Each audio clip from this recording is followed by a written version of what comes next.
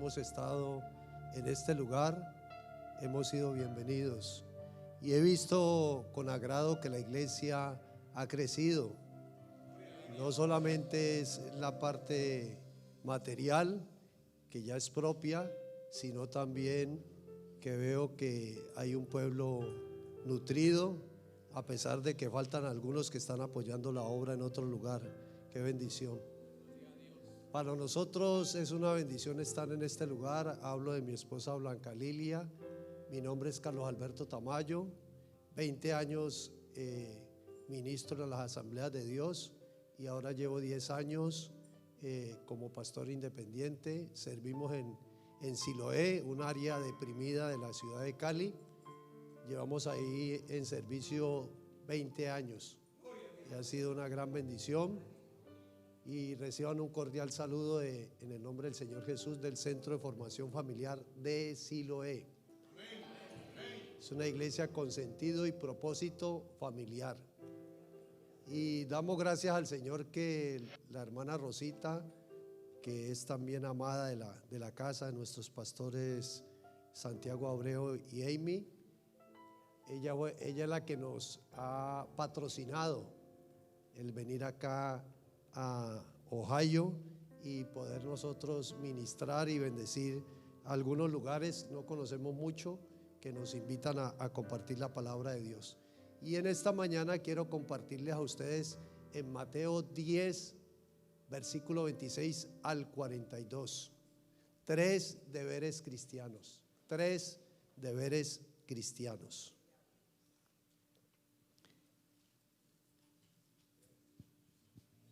Y vamos a leer la palabra de Dios en el nombre del Padre, del Hijo y del Espíritu Santo. Así que no los temáis, porque nada hay encubierto que no haya de ser manifestado, ni oculto que no haya de saberse. Lo que os digo en tinieblas, decidlo en la luz, y lo que oís al oído, proclamadlo desde las azoteas. Y no temáis a los que matan el cuerpo, mas el alma no pueden matar.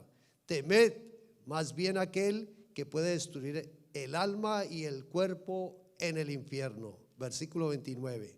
No se venden dos pajarillos por un cuarto.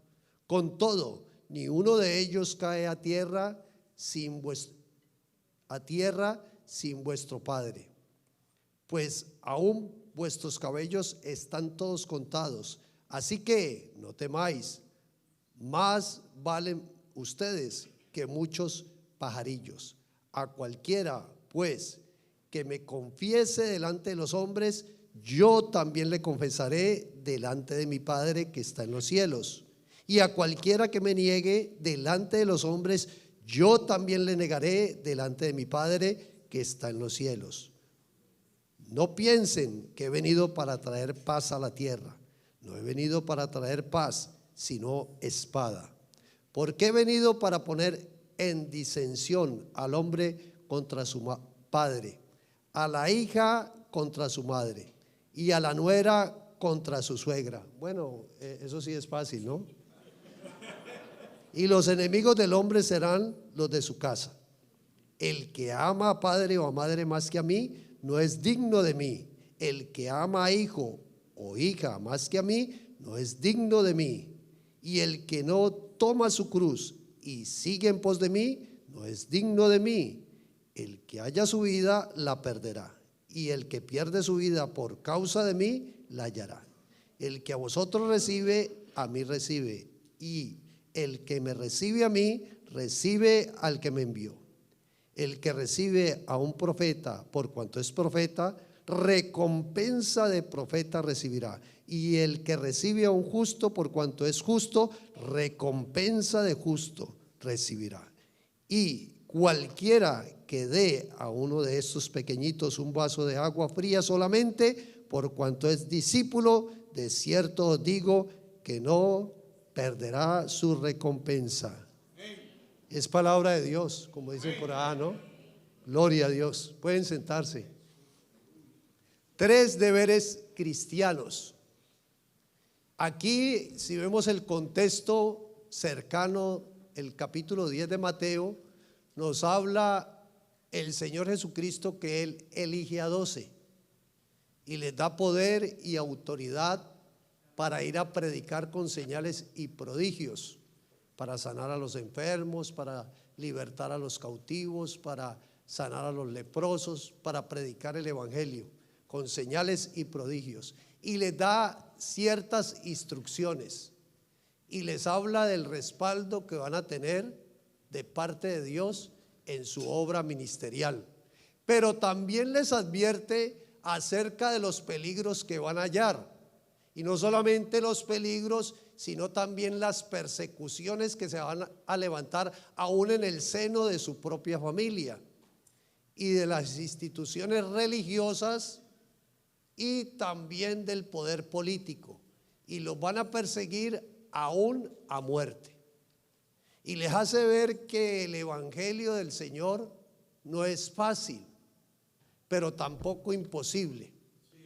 Y hace ver a sus seguidores lo que ellos van a sufrir, pero también las recompensas que van a obtener.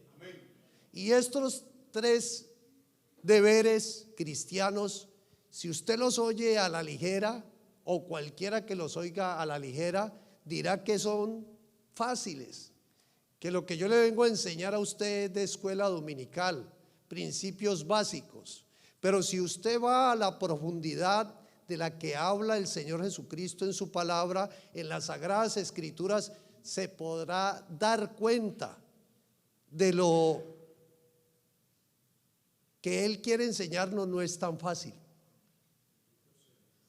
porque como dice el apóstol Pablo a los romanos: oh profundidades de la sabiduría y el conocimiento de Dios, cuán inescrutables son tus juicios e insondables tus caminos. O sea, nadie conoció la mente del Señor, pero nosotros tenemos la mente del Señor para que podamos entender. Y no solamente entender estos deberes, sino ponerlos en práctica. Y el primer deber que vemos aquí nosotros se halla en el versículo 26 al 39. El primer deber es confesar a Jesús. Y todos estos deberes que habla la Biblia, no solamente en este pasaje, tienen que ver con Jesús, porque el Antiguo Testamento apunta todo a Jesús. Jesús es la máxima figura de la Biblia. En el Antiguo Testamento todos los profetas y sacerdotes y siervos de Dios apuntaron a Él.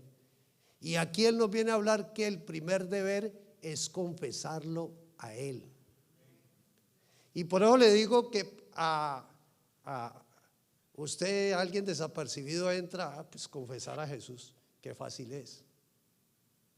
Y en la carta de apóstol Pablo a los romanos nos habla acerca del contexto donde ellos tenían que confesar a Jesús.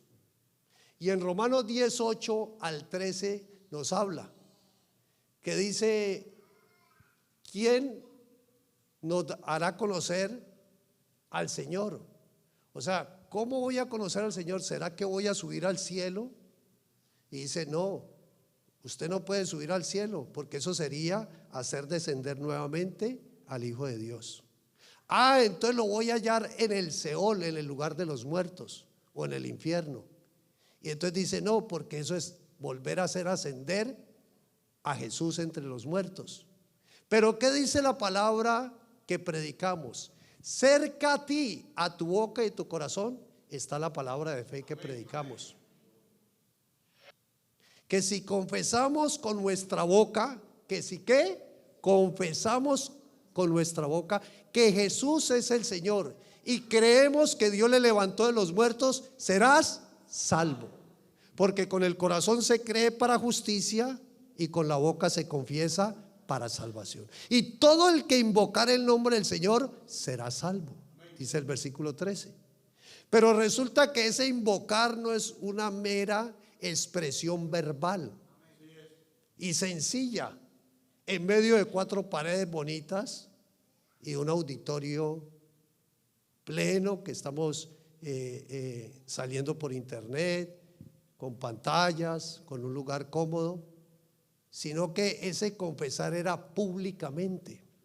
Como públicamente en la cruz, en el Gólgota, en el lugar de la calavera, a las afueras de Jerusalén, el Señor también pidió perdón por nosotros. Y dijo: perdónalos porque no saben lo que hacen. Y nosotros decimos: oh, esos romanos, esos judíos sí eran malos, ¿no? No, ahí estábamos incluidos nosotros, todo ser viviente.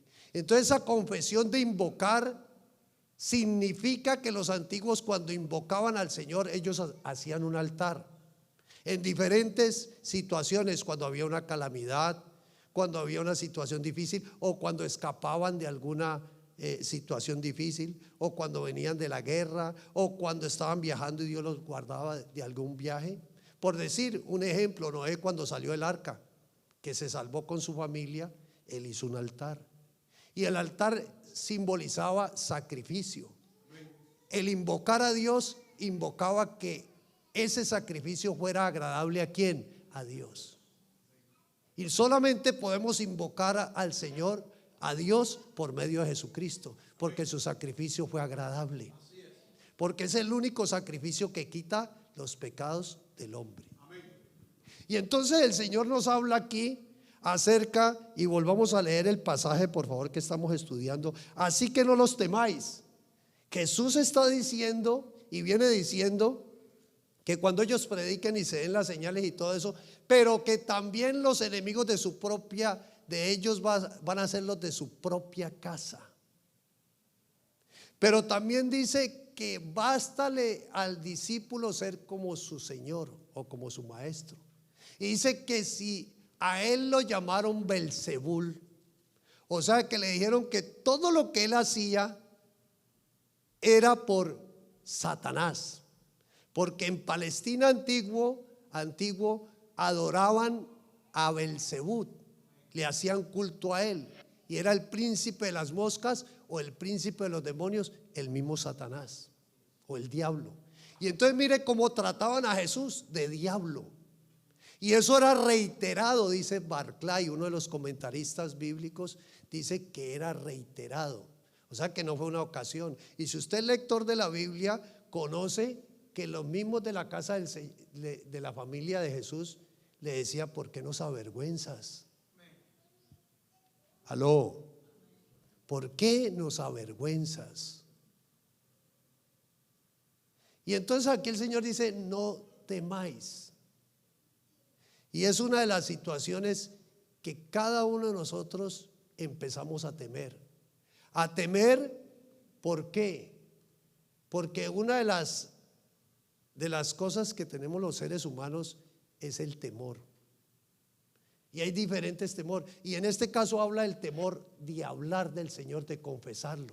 Ellos estaban ahí reunidos, dice: lo que les digo en oculto, lo que les digo en el secreto, ustedes lo van a tener que confesar en las azoteas, es decir, en las terrazas, para que entendamos. O sea, libremente ellos tenían que confesar el nombre del Señor, que las instrucciones que estaban recibiendo ahora en privado, ellos tendrían que salir públicamente a confesarlas. Y ahí es donde viene el meollo del problema, que muchos de nosotros aquí confesamos al Señor, saluda al hermano, dale una sonrisa, saltamos, brincamos, cada quien tiene su forma de expresar. A mí me encanta ver los dominicanos, ver los puertorriqueños, todo como costeños, como nosotros decimos, son como costeños, son folclóricos, son alegres, expresivos. No, nosotros los caleños también dicen que somos también como muy folclóricos, pero yo, por ejemplo, yo vengo como de paisa, y yo soy como más, no se me vaya a dormir en esta mañana, como acá los hermanos hablan duro, yo hablo suave. Entonces aquí vemos que le dice que hay que proclamarlo libremente, y muchos de nosotros ahí es donde tememos, nos cuesta hablarle a un amigo. ¿Por qué nos da miedo? Miedo al rechazo, miedo al que dirán, miedo a que de pronto pierdo la amistad, miedo a que de pronto pierdo a esa niña que estoy endulzándole el oído, miedo que de pronto me echen de la empresa. Cierto comentario de alguien de un pastor que hablaba con mucha fuerza en el templo y predicaba con muchas ganas. Fue invitado a una reunión familiar y cuando llegaron ahí, alguien se levantó de la familia a hablar mal del evangelio y a hablar mal de la iglesia. Y entonces el pastor y su esposa se quedaron callados y la esposa miraba al esposo como así, como cuando lo mira la esposa a uno y dice: ¿y qué? Con la mirada le dice: ¿y no vas a decir nada? Y comieron y salieron y se despidieron, y apenas se subieron al carro, la esposa lo recriminó. Ahí sí le habló y le dijo: ¿oíste lo que dijo fulano? Ah, sí, sí. ¿Y por qué te quedaste callado? Dice: no, yo quería evitar problemas. Dígale: quería evitar problemas. Dígale, quería evitar problemas. Quería evitar disgustos, malentendidos, choques. Quería pasar un momento agradable. Y entonces, ¿qué pasó? Ella le dijo: eres un cobarde, porque en la iglesia hablas duro y hablas fuerte, y así es. Pero aquí en tu propia familia te quedas callado cuando ven que están diciendo cosas que no son agradables a Dios ni al oído. Y si vemos nosotros acerca del temor en el Edén, cuando Adán y Eva pecaron, esto lo voy a decir parafraseado rapidito, cuando Adán y Eva pecaron, ¿qué pasó? Apenas oyeron la voz de Dios, tuvieron temor. Y el Señor dice: ¿por qué se esconden? Porque oímos tu voz y tuvimos temor. Y ese temor en Isaías 53 fue profetizado 700 años antes de Cristo. El Señor ya disipó ese temor, el temor a morir, el temor a oír la voz de Dios. O sea, mucha gente le da temor tanto oír la voz de Dios, porque va a ser confrontado con el pecado, y todos sabemos que somos pecadores. Y entonces huimos del que nos quiere salvar, huimos del que nos quiere rescatar, huimos del que quiere restaurar nuestro hogar, huimos de aquel que nos quiere reconciliar con nuestros padres, con nuestros hijos, huimos de aquel que no tiene sino bendiciones para nosotros. ¿Por qué? Porque ignoramos que en Isaías 53 dice que Él es varón de dolores, experimentado en quebranto. Él fue el que llevó el castigo de nuestro pecado, y por su llaga nosotros fuimos curados. O sea que ese temor de oír a Dios ya no debe existir en nosotros. ¿Por qué usamos el temor? El temor es bueno. Si yo veo que aquí se me va a caer algo y algo está colgando ahí, pues yo predico acá. Eso me evita un mal, ¿cierto? Pero hay gente que a veces no entiende eso. Jóvenes y los papás sufren. Que hay jovencitos con malas amistades, visitando páginas que no deben visitar. Y los padres sufren viendo esos hijos y otras complicaciones, porque ven el peligro, ¿cierto? Pero ellos están ahí bien frescos, debajo de algo que va a caer. Otro temor, Gedeón. Ese temor es el temor a no ser suficiente. ¿Cuántos de ustedes y yo nos hemos sentido: yo no doy la medida para ser buen papá, para cantar, para servir? A no ser suficiente. Cuando el Señor lo llamó, Él le dijo: varón esforzado y valiente. Y él estaba lleno de temor, porque estaba ya en el lagar, a escondidas, haciendo cosas que no corresponden al lagar, porque el lagar era para pisar las uvas, y él estaba ahí era con el grano. Y como le digo que es parafraseado, el Señor le dice: varón esforzado y valiente. ¿Y qué pasó con este hombre que muchas veces nos pasa a nosotros? No soy suficiente, no soy suficiente para este hombre. Y ¿sabe qué? Dígale a las mujeres: detrás de un gran hombre hay una gran mujer, y tú eres eso. Dígale: detrás de un gran hombre hay una gran mujer, y tú eres una gran mujer. Pero hay mujeres que a veces lo noto como: ve, yo pensé que los costeños eran más expresivos, los veo como parcos. Entonces él dice, ay Señor, pero yo soy pobre y soy de la tribu más pequeña de Israel, envía a otro. Y bueno, después el Señor le pone señales y sale y toca el cuerno, que significa tocar la palabra de Dios, hacer el llamado a líderes, y vienen los líderes. Y entonces decimos, cuando él toca, viene el Espíritu de Dios sobre él y se le va el temor. O sea que Dios disipa nuestros temores. Si te crees que no eres suficiente, tienes que empezar a tocar trompeta, a declarar lo que la palabra dice de ti como mujer, de ti como hombre, de ti, de tus hijos. Y el Espíritu de Dios va a venir sobre ti y se va a ir ese temor. Que mis hijos se van a perder, que mi hogar se va a dañar, que no voy a ser, que no soy suficiente en este país, que los gringos, no hay ningún gringo por ahí, ¿no? Que los gringos me humillan, que me desprecian. Amén. Y empezamos nosotros a creernos que no somos suficientes. ¿Yo a qué vine a este país? Yo no soy capaz, yo me pierdo. Pero hermano, con Dios todo lo podemos, que nos fortalece, con el Señor. Otro temor, a la muerte. David lo experimentó. Huyó de Saúl y decía, un día me va a matar, y se metió a la cueva. Y después se fue a los filisteos y allá también lo descubrieron. Este era el que cantaban, decían los príncipes delante del rey de los filisteos. Este era el que cantaban cuando venció a Goliat. Saúl hirió a sus miles y David mató a sus 10,000. Y entonces David palideció y dejó correr la saliva por sus barbas. Y para los filisteos, un loco representa a alguien que está bajo el poder de los demonios. En eso sí tienen mucha razón. Pero que a un loco no se puede tocar, porque si no, de pronto los demonios vienen y los atacan a ellos. Entonces, como hermanos que le da miedo orar por un endemoniado, porque en la iglesia a veces, ¿sabe cómo se da cuenta uno quién está metido con Dios y quién no está metido con Dios? Cuando se alborota un demonio. Cuando alborota el demonio, los hermanos metidos con Dios, y los que no van. Dígale a otro, ¿usted para dónde echa? ¿Para adelante o para atrás? Y dele un aplauso al Señor.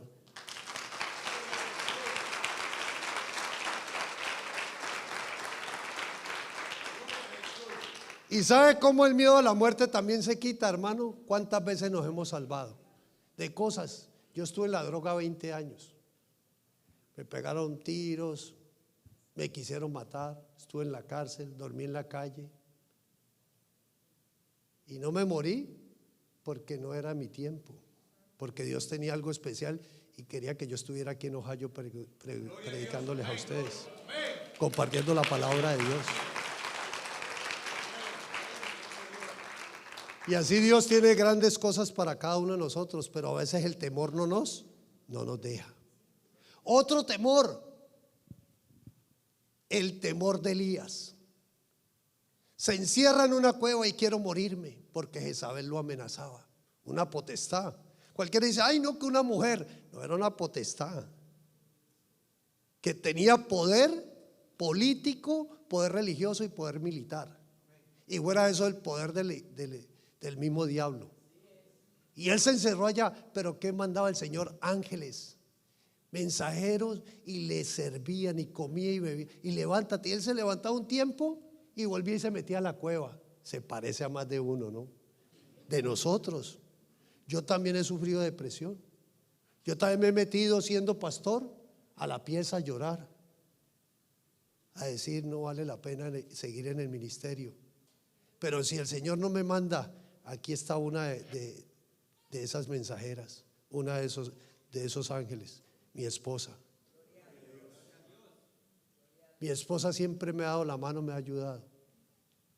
Por eso usted, cuando va a buscar esposa, joven, que sea la ayuda idónea, no errónea. Oiga, hermano, y llegó el Señor, y para resumir, y la gente lo quiere buscar es en el ruido, en el trueno, y no un sonido apacible. Y ahí el Señor le habló. ¿Y sabe cómo le disipó el temor de los que se deprimen? Poniéndole tareas. y lo sacó de ella porque largo camino te resta. Dígale a alguien con cara deprimido: largo camino te resta. Dígale, dígale. Ahí mismo se ríen. Llegan a la iglesia así. Y dígale al hermano deprimido que ninguno está deprimido. Eso es efectivo. Y entonces el hermano le dijo: largo camino te resta, más de 14 años. Levántate y ve y unge a Jehú por rey de Israel, unge a Hazael por rey de Siria y a Eliseo en lugar tuyo. O sea, le dio tarea, le dio ocupaciones. ¿Qué pasa con el deprimido? Se mete en la cueva, en la cama, y no quiere levantarse, no quiere bañarse, no quiere comer. ¿Sabe cómo se arregla eso? Levantándose y poniéndose a hacer algo. En el nombre del Señor. Trabajando para Él. Aquí hay mucho que hacer. Usted viene y le dice al pastor: yo estaba deprimido, pero el pastor me habló. Ahora quiero ayudarle. Y así hay muchos temores. Y entonces el Señor le dice: no teman a los que matan el ¿qué? El cuerpo, y más no pueden hacer.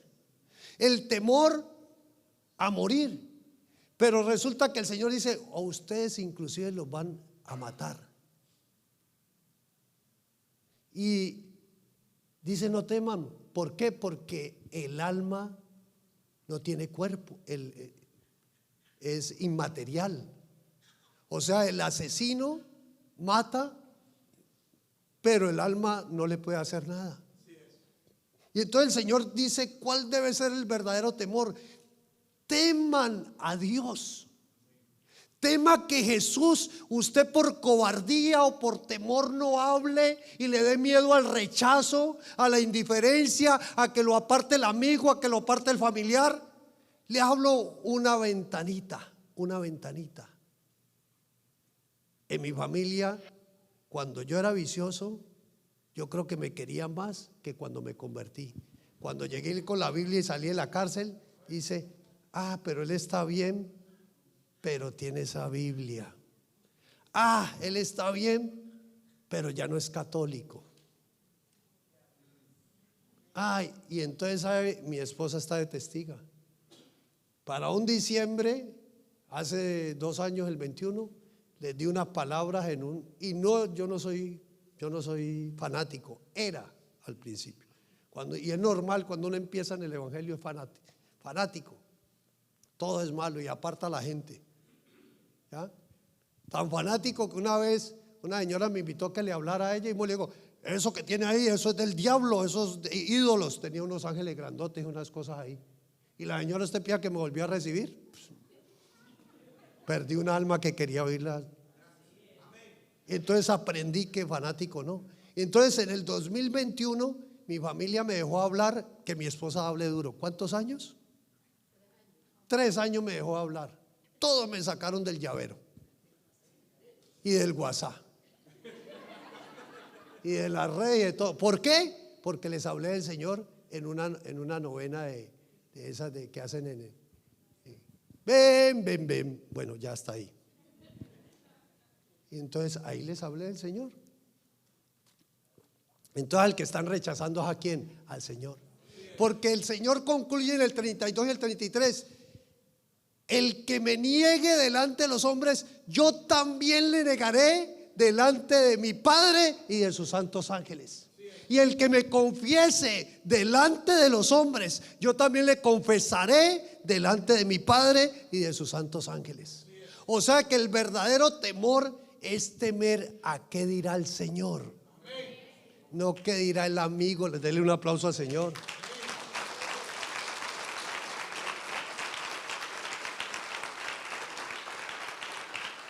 Pero cierto que puede más el temor al amigo, me saca de lado, no me vuelve a hablar, no me vuelve a llevar al trabajo. Los que no tienen carro aquí, es bravo que digan: no, pues bájate, no, que te lleve otro. Es tremendo. Y usted sabe una cosa, que Adolfo Hitler mandó a matar más de 6 millones de judíos. Y Adolfo Hitler, ¿sabe qué dijo? ¿Y qué confesaba? Él sabía que las mentiras eran poderosas. Era un hijo del diablo. Jesús descubrió al diablo y dijo que el diablo es el que vino a matar, a hurtar y a destruir. El que mata el cuerpo no es Dios. Él da la vida y Él la pide.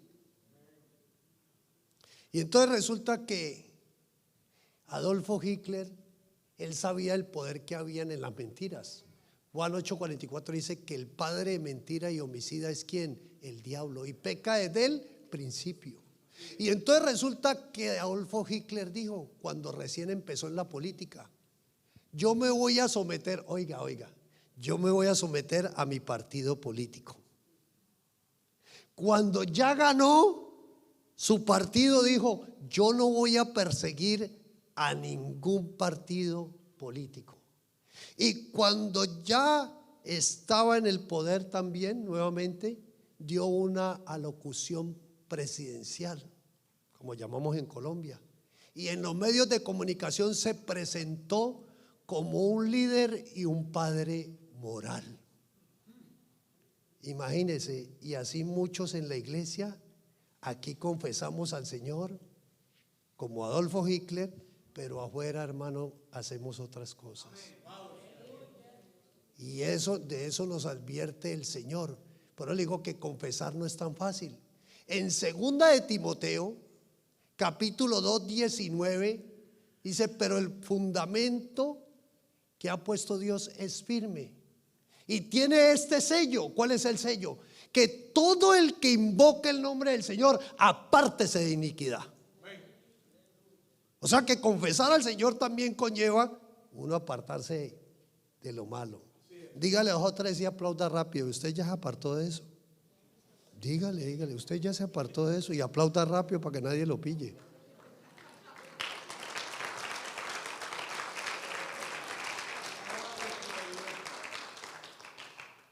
Gloria a Dios, está muy tímido. Y yo le dije a mi esposa: a mí me gustan los dominicanos, que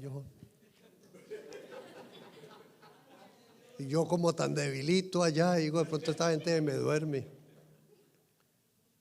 Segundo deber. ¿Quieres saber el segundo? Entonces, si es valiente. El segundo deber: vivir para Cristo. Vivir para Cristo. El versículo 34 al 39. No piensen que he venido para traer paz a la tierra. Claro, el evangelio es de paz para los que hacen paz con Él. Para los que vuelven, como dice Job, vuelven a amistad con Él, y tendrás ¿qué? Paz. Y por eso te vendrá bien.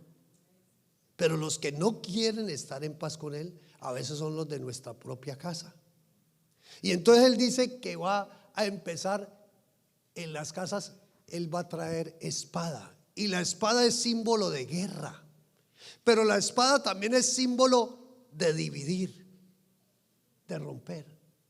O sea, cuando hay un creyente y cuando alguien que confiesa al Señor, ¿dónde va a empezar? En su casa. En Hechos 1 nos dice que vendrá el Espíritu Santo sobre ti y me seréis testigos. ¿Dónde? En Jerusalén. Y Jerusalén es tu casa. Los primeros los tuyos, y ahí ya usted sabe hasta lo último de la tierra. Y entonces resulta que le está diciendo: voy a traer espada.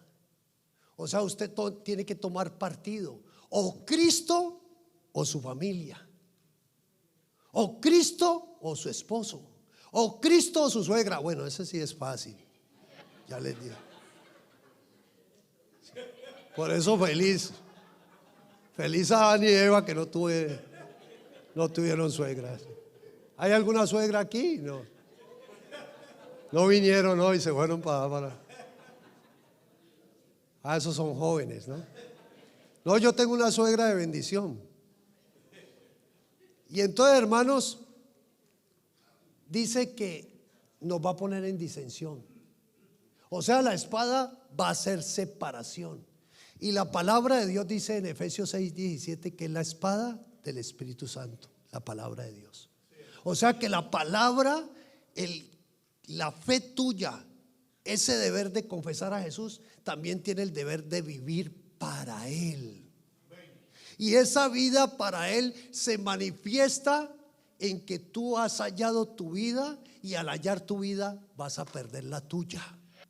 Y hay gente que le da miedo perder su vida. Y dice segunda de Timoteo capítulo 2 versículo 11 al 13. Segunda carta a Timoteo 2, 11 al 13. Palabra fiel es esta: si morimos con Él, también viviremos. Si sufrimos, reinaremos con Él. Si le negáremos, Él también nos negará. Si fuéramos infieles, Él permanece fiel. Él no puede negarse a sí mismo. O sea, mire cómo es Dios de bueno, nos está esperando todavía. Yo he sido infiel con el Señor y le he fallado, y Él me ha sostenido, porque Él permanece fiel. Démosle un aplauso al Señor, una alabanza al Señor. Gloria a Dios, gloria a su nombre. Fiel es el que os llama, dice el Señor, el cual también lo hará. O sea, mire que no es fácil, dice, vivir para Cristo. Vivir para Cristo conlleva que morir. Y aquí lo quiero ampliar más. De una manera o de otra, usted y yo nos vamos a morir. El 28 de febrero me hicieron una operación, me sacaron un tumor del riñón izquierdo, y yo pensaba que me iba a morir. Y eso me llamó hasta los familiares que no me hablaban, ahí me llamaron. Y tío, no se muera, como que si dependiera de mí. ¿Y a qué le traigo a colación para resumirles? Que es que cuando uno lo operan, la anestesia, lo duermen y uno queda en manos de otro. Dígale, uno queda en manos de otro. ¿Sabe por qué pelean toda la vida los esposos? Porque no quiere caer en la mano del otro. Toda la vida lo quiere uno. ¿Aló? ¿Sí o no? Y el uno no se deja. Hermano, dígale a otro, déjese caer en la mano. Y así tampoco queremos en el Señor, porque nos da miedo ¿qué? Morir. ¿Y a qué tenemos que morir?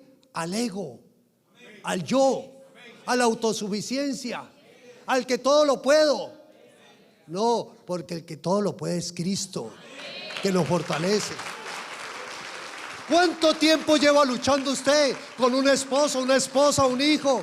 ¿Cuánto tiempo lleva luchando usted con el carácter, con situaciones de la vida, y usted sigue fallando y cayendo? Yo también he estado en ese lugar de batalla, pero he entendido que cuando yo muero, Él vive. Pablo decía, para mí el vivir es Cristo y el morir es ganancia. Y en Gálatas 2:20 dijo, con Cristo estoy juntamente crucificado, y ya no vivo yo, mas vive Cristo en mí. Y la vida que ahora vivo, la vivo en la fe del Hijo de Dios, el cual me amó y se entregó por mí. Dale esa alabanza al Señor, dale gloria a Dios. Aleluya. Vivir para Cristo, vivir para Jesús, vivir por aquel que murió por nosotros y nos dio ejemplo. Y dijo, el que no toma su cruz y me sigue, no es digno de mí. ¿Y usted sabe qué representa la cruz? Varus fue un general romano que en el siglo IV antes de Cristo crucificó a 2000 judíos que se habían levantado en contra de Roma, y puso las cruces por toda Galilea. ¿Para qué? Para que todos temieran. Varus, general romano. O sea que a los que les estaba hablando Jesús en privado, les estaba diciendo, y después literalmente Él lo cumplió. Él mismo llevó la que, y no dio un paso atrás, porque te ama a ti y me ama a mí. Y él dijo: es necesario que yo sea levantado en la cruz. Y si yo fuere levantado, todos los que miren a mí serán salvos. Gloria a Dios. Entonces ellos entendían que la cruz era muerte. Ninguno que tomaba la cruz que le imponían los romanos volvía a la vida, iba a la muerte segura. Entonces Jesús le está diciendo: la única esperanza que ustedes tienen para vivir es morir, y morir para mí, para que cuando mueren para mí van a vivir. Y cuando ustedes vivan, aunque mueran, ustedes tienen la esperanza de la resurrección y la vida eterna. Por eso Juan 11:25 dijo: el que de cierto les digo, el que cree en mí aunque esté muerto vivirá, porque yo soy la vida y la resurrección. Y ya muchos hermanos han muerto, pero están vivos, porque Dios no es Dios de muertos sino de vivos, y Él quiere que los muertos espirituales vivan. Y vendrá una hora que los que están en el sepulcro oirán su voz, y los que hicieron lo bueno resucitarán para vida, y los que hicieron lo malo resucitarán para condenación. Entonces el Señor le está diciendo: lo seguro es que ustedes, si viven para mí, van a morir. Y no van a morir como ustedes, como le pasó a Pedro, que extenderás tu mano, y bueno, usted ya lo sabe. Y dice la tradición que él, cuando le iban a crucificar los romanos, él dijo: yo no soy digno de morir como mi Señor, y lo crucificaron boca abajo. Y así murió Pedro, glorificando ¿a quién? Al Señor. Y entonces, pero la cruz, ¿sabe qué también representa? Crucificar eran los malhechores, los insurgentes, los peores ciudadanos. Era una muerte ignominiosa y cruel y dura, que solo la ha plasmado en el cine Mel Gibson. Y por eso los judíos lo demandaron, porque no querían que pasaran esa muerte tan sangrienta. Y el Señor literalmente tomó la cruz y murió por nosotros. Representa también vergüenza, escarnio, rechazo.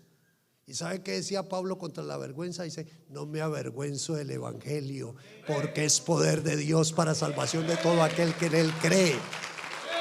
Aleluya. ¿Y por qué nos avergonzamos? ¿Por qué nos da miedo? Porque nos falta ¿qué? Compromiso. Y al faltar compromiso, entonces tenemos miedo a la muerte. Y aquí lo que les venía a contar de hace rato: de una manera u otra se va a morir. Dígale: de una manera u otra se va a morir. Dígale. Pero a lo que no queremos morir es al yo, al apego. Y al apego al papá, al apego a la suegra, al apego. Y entonces, por apego a ellos, por no desprendernos y no perderlos, entonces les dejamos de hablar. Pero ¿sabe qué pasa muchas veces? Que les dejamos de hablar y un vecino, ella sabe, le dio depresión. La mujer lo dejó con los 2 hijos, se fue con otro, y cuando murió el tipo, ahí sí volvió con él. Y lo despreciaba y mantenía cantando canciones de despecho delante del marido que la había vuelto a recoger. Y que se quería morir y irse con el amante, hasta que le dio una cosa rara y se murió. Y sabe que entró este hombre en una profunda depresión. Y me puso a decir: yo la otra semana lo visito. Dígale: la otra semana lo visito. La otra semana lo visito. Y sabe que cuando el día que ya iba a ir, me llaman y dicen: se murió. Y no alcancé a hablarle. Y así más de uno de nosotros nos apegamos tanto a esta vida que un día la vamos a perder. Y cuenta una historia llamado Wenceslao. La muerte viene por el joven Wenceslao. Y entonces dice: vengo hoy por tu vida. Y Wenceslao le dice: no, yo estoy muy joven, no me puedo morir. Y yo: no, tienes que morir hoy. Y entonces Wenceslao dice: no, yo le dejo mi alma al diablo, pero yo quiero vivir. Y entonces la muerte le dice, cuando ya oye que le deja el alma al diablo, dice: listo, hagamos un pacto. ¿Cuántos años quieres? Y entonces Wenceslao dice: 500 años. Y dice: listo, 500 años. Va a vivir 500 años joven, todo te va a ir bien, pero a los 500 años vengo a este día y esta hora, esta fecha, y de ahí no pasas. Wenceslao se fue contento y vivió, y entonces se iba para un país para otro, porque él no envejecía. Y cuando llegaron los 500 años, el día y la hora, entonces él estaba en Italia. Y le dice la verdad a esa esposa que tenía en ese tiempo, le dice: no, yo estoy muy angustiado, la muerte viene mañana por mí, a tales horas, yo hice un pacto. Y entonces la mujer le dice, para tranquilizarlo, le dice la mujer: tranquilo, Wenceslao, la muerte después de 500 años ya se le olvidó. Y dice: no, a veces no se le ha olvidado. Además, eso fue por allá en República Dominicana. Y tú estás en Italia. Y no, a ella no se le olvida. Y entonces dice: yo tengo una casa en el campo. Y entonces Wenceslao dice: sí, yo nunca he estado en el campo, de pronto allá no me encuentra. Camina y ¿qué otra característica tienes tú? No, que yo siempre he tenido el pelo largo. Y dice: entonces te voy a calviar. Y lo calvió y dijo: no, así no lo conoce, y además usted nunca ha estado en el campo, que no le ha gustado. Y entonces cuando es el día y la hora, llega y la mujer dice: ¿quién es? La muerte. Y Wenceslao dice: sí ve que ella iba a venir por mí, ¿ahora qué hago? Y entonces la mujer dice: quédate tranquilo. Dice: Wenceslao, dice: no, él no está aquí. Y dice: qué raro, yo tenía una cita con él hoy a esta hora. Y dice: no, él está equivocado. Y dice: ¿qué hago? Voy a entrar. Y dice: no, espera un momentico. Y entonces la mujer lo mete en un cajón, en un baúl, y lo mete ahí, métase ahí. Y ahí queda el cabecipelado metido, y ahí no lo va a descubrir. Llega la muerte y revisa y dice: pero qué raro, hola. Pero si yo había quedado de encontrarme con Wenceslao en este lugar. Y entonces abre la tapa del baúl y empieza a hacer la muerte así, y ahí le empieza a sobar la cabeza a Wenceslao.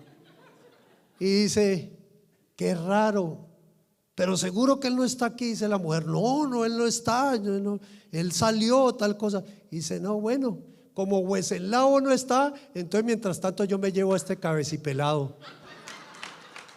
Y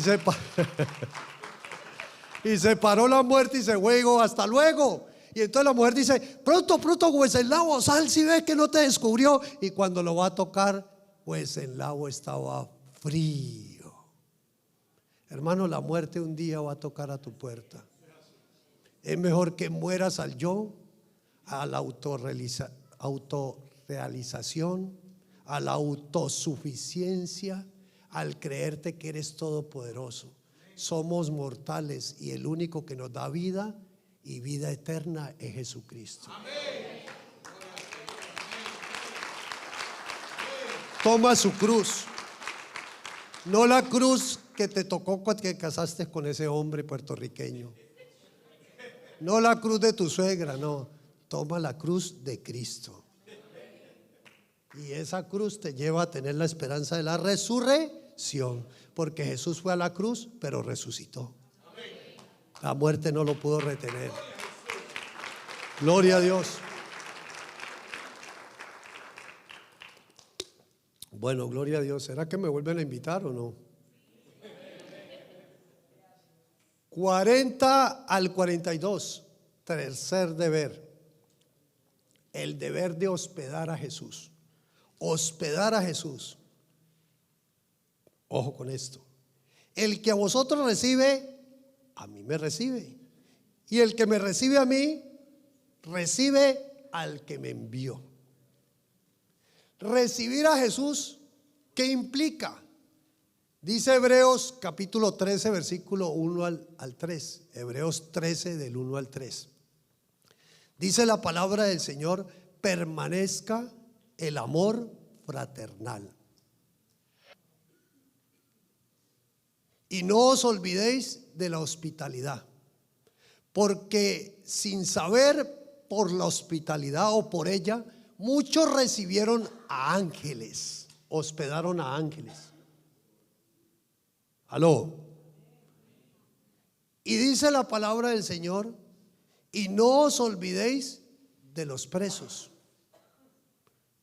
como si estuviera juntamente preso con ellos, y de los maltratados, porque nosotros mismos estamos en el cuerpo. ¿A cuántos quieren que los hospeden bien? ¿A cuántos quieren que los atiendan bien? Y esto no es filantropía, esto no es solidaridad con la gente que está necesitada o perdida. Sí necesita nuestra ayuda, nuestras oraciones y si pueden bienes materiales. Aquí está hablando de la solidaridad, de la bondad, del amor, de la hospitalidad a los mismos siervos de Dios. Cuando usted recibe a un profeta es como si recibiera a Cristo, porque el profeta no es aquel que están hablando hoy en día, que dice al oído: sierva mía, viajarás por todo el mundo, tendrás ese hombre que te dará la ciudadanía, viajarás por todo el mundo, regresarás a tu país cada que quieras, no tendrás que trabajar, gozarás de día y noche, la nevera estará llena. No son esos profetas. El profeta de Dios habla para exhortación, consolación y edificación. Denle ese aplauso al Señor.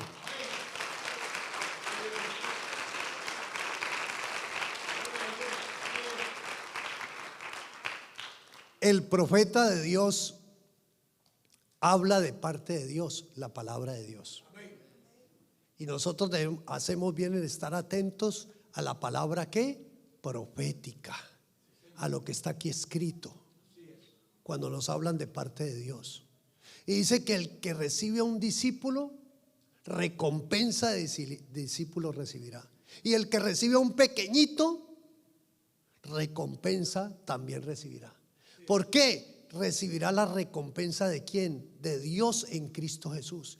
Dice que al que recibe a Jesús, recibe al que le envió. Y en Juan capítulo 14, versículo 23 al 24, dice el Señor y nos habla que es hospedar al Señor. El que me ama, mi palabra guardará. Y vendremos a Él y haremos ¿qué? Morada con Él. El que no me ama, no guarda mi palabra. Y la palabra que yo os he hablado no es mi palabra, dice Jesús, sino la palabra del que me envió. O sea que lo que está diciendo aquí, que recibir a Cristo, recibir al profeta, al discípulo, al pequeñito, es lo mismo. Es recibir la doctrina de la palabra de Dios, es recibir la enseñanza de Cristo, es recibir su palabra, porque Jesús es el verbo que se hizo carne y anduvo entre nosotros. Jesús es la palabra de Dios.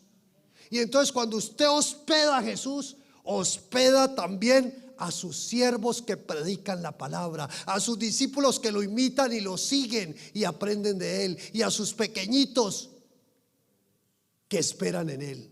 O sea que la recompensa que Dios le va a dar a un profeta, a un discípulo, así sea un vaso con agua. Ahora vino un hermano y me dio agua, y esa agua que me dio para refrescarme, que luego vuelvo a tener sed, dice, pero que Dios no se le olvida esa pequeña que recompensa. Ahora viene la pregunta: ¿cómo tratas a los siervos de Dios? Deje, yo me bajo por aquí un momentico, porque esas cosas a veces son bien difíciles y complicadas. Es que a mí no me gusta lo que dice el pastor. Es que ¿por qué siempre ora la misma hermana? Y es que ¿acaso el hermano no está más capacitado que el otro? Mire que cuando yo empecé en las asambleas de Dios, la gente decía hermano, y me decían pastor, y no era pastor todavía. Pastor, ¿usted por qué no lo ponen? Usted predica mejor que el pastor.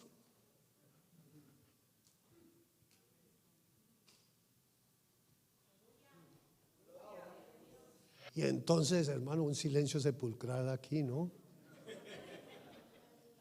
Y entonces, hermano, la gente empezaba a como motivarme. Y sabe que el siervo de Dios, él tenía sus cosas y no me ponía. Pero él, a pesar de sus errores que no me ponía, ¿sabe qué pasaba? Que yo estaba en pecado. Hágale así a dos o tres. Entonces dígale a dos o tres, él sabe por qué hace las cosas. Dele un aplauso al Señor.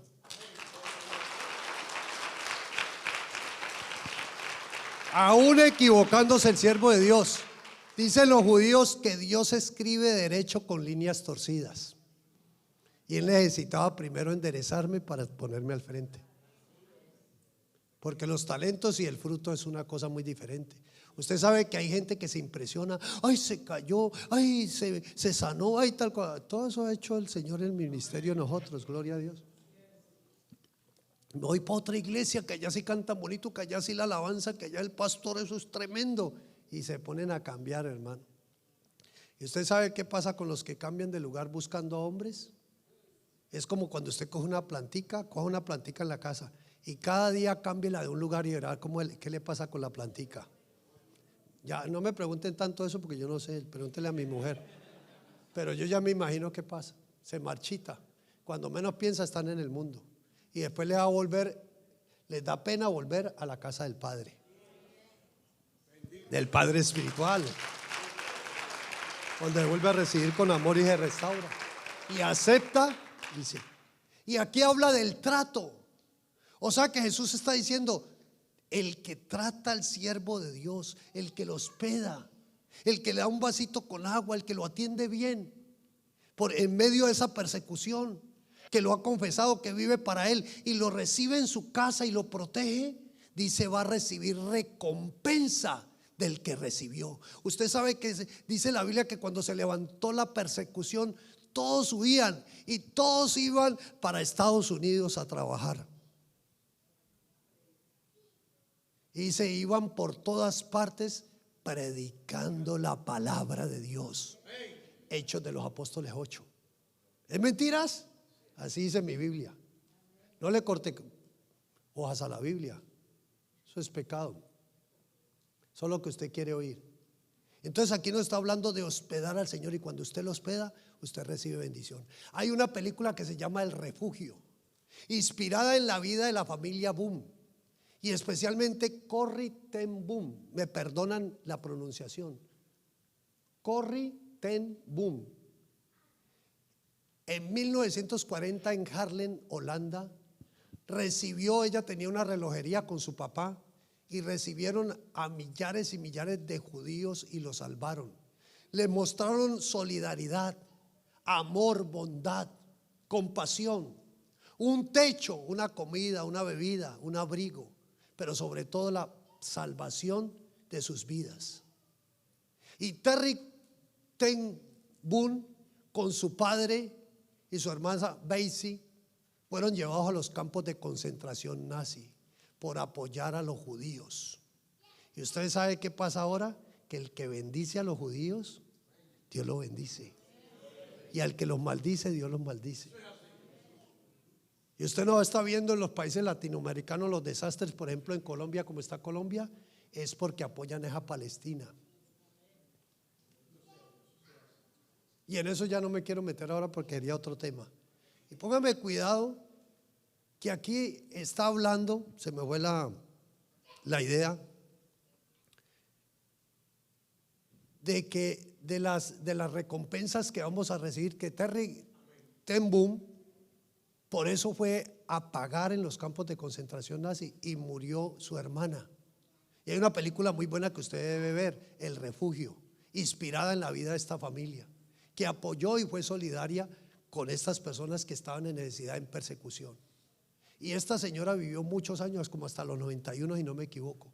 Y cuando a ella le daban reconocimientos en universidades, en las Naciones Unidas, y sobre todo grupos de descendencia y de linaje judío, por lo que ella hizo por los judíos, ella decía que los recibía con gratitud, pero que cuando ella iba a su cuarto, cerraba su puerta y se ponía de rodillas, y todos esos reconocimientos que daba se los ponía al altar a Dios en el nombre de Jesús. Hermano, todo lo que nosotros ganemos, la corona de vida, lo que sea, todo vamos a decir al que está sentado en el trono y al Cordero, sea la gloria, sea la honra, sea la alabanza y el poder, porque por su sangre nos ha redimido de todo pueblo, de toda lengua y nación, y reinaremos con él. Y ahora somos sacerdotes, ahora ministramos, todavía no estamos reinando. Pero mientras eso, hermano, tratémonos bien los unos a los otros. Hermano, es que si usted con el hermano en Cristo, con el siervo de Dios que le viene a traer la palabra, usted no lo trata bien, entonces ¿a quién va a tratar bien, hermano? El trato. Y el trato no es maltrato. Estaba buscando yo que el trato es usted compadecerse de la persona, tratarla con deferencia, tratarla con amor, con bondad, hacer un pacto con esa persona. Trato viene de pacto. Y mire cuántos esposos tratan mal a su mujer. No, pare ahí, están calladitos. Mire, vea, yo la trataba mal a ella. Porque hay gente que dice, esos pastores se creen mucha cosa, ellos no fallan. Aquí hay uno que falla bastante. Pero un día me di cuenta que Dios a mí no me trata mal y que ella nunca me trata mal. Hubo una historia verdadera, que el esposo trataba mal a la mujer y la trató un día mal delante de todo el mundo. ¿Y sabe qué dijo la mujer sabia? Dígale a otra, sea mujer sabia. Dígale, sea mujer sabia. Sí, porque hay unas que son respondonas y se igualan y a veces les va mal. Y entonces ¿sabe qué dijo? Cariño, mi amor, tus palabras me hieren. ¿Y sabe qué hizo ese hombre? Se sintió tan mal que nunca más la volvió a tratar mal, porque le hizo entender que ella, lo que recibía a él, esas palabras le herían. Y además de eso le dijo, yo nunca te trato mal. ¿Qué fue lo que dijo el Señor cuando lo golpearon? ¿Por qué me golpean? Y siguió más adelante. ¿Por obra mala? No, porque nunca ha actuado mal. ¿O qué mal les he hecho? El Señor los confrontó y se quedaron ¿qué? Callados. Dígale a otros, ¿sabe cómo callan los groseros? Con la blanda respuesta. La blanda respuesta hace quitar la ira. La palabra áspera hace subir el furor. Dígale a otros, sí o yo, y aplauda rápido. Diga, aproveche. Aproveche. Yo le ayudo mucho a las mujeres y se quedan calladitas cuando es para aprovechar y decirle al papi ahí, sí o yo, papi. Hermano, esta era la gloriosa palabra de Dios para ustedes en este día. Que Dios los bendiga. Me alegra estar aquí y espero que estos 3 deberes cristianos estén en usted y en mí. Confesar a Jesús, vivir para Jesús y hospedar a Jesús. Porque cuando nosotros hacemos eso no quiere decir que no vamos a tener problemas, no vamos a tener dificultades, no vamos a tener días angustiosos o preocupaciones o temores. Quiere decir que Él también nos va a confesar. Y si vivimos para Él y morimos para Él, también viviremos y reinaremos con Él. Y si hospedamos a los siervos de Dios, las recompensas que Dios tiene para sus siervos, aunque son para Jesús al final, también van a ser para nosotros. Que Dios les bendiga. Con ustedes, mi amado pastor Santiago, y gracias por el privilegio.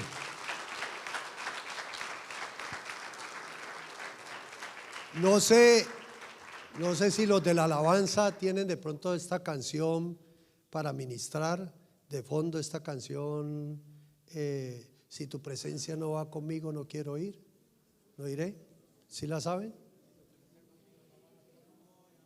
Esa.